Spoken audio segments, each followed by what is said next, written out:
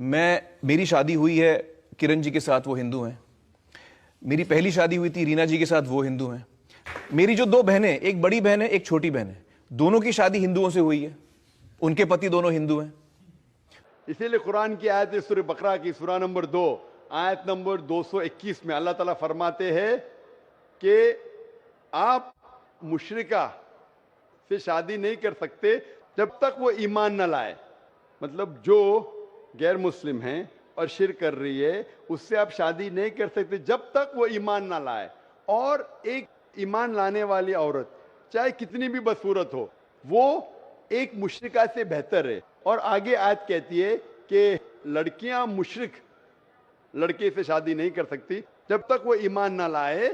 ایک مومن آدمی چاہے کتنا بھی بدصورت ہو وہ بہتر ہے بنسبت جو شرک کرتا ہے.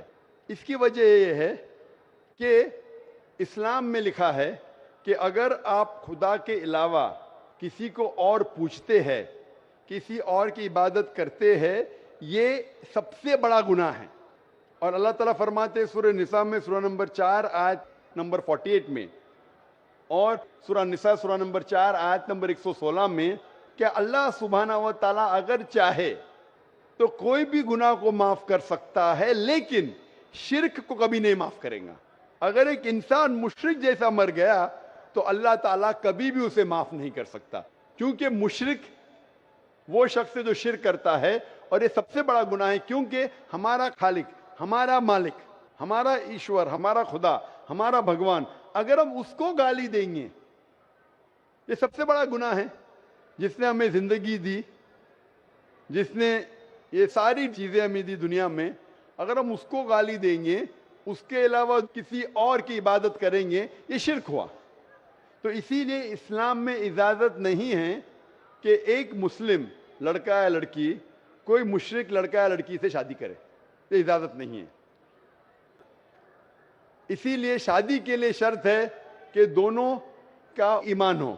اور اگر آپ ہندو مذہب پڑھیں گے تو ہندو مذہبی کتاب میں بھی یہی لکھا ہے جو میں نے پہلے پیش کیا، پہلا جو سوال تھا بھائی صاحب کا، اور میں نے کہا کہ ہندو مذہب میں بھی یہی لکھا ہے نا تسیہ پرتیماستی، اس ایشور، اس بھگوان، اس خدا کا کوئی مورتی نہیں، کوئی فوٹوگراف نہیں، کوئی پینٹنگ نہیں، کوئی پورٹریٹ نہیں، کوئی آئیڈل نہیں، کوئی اسٹیچو نہیں.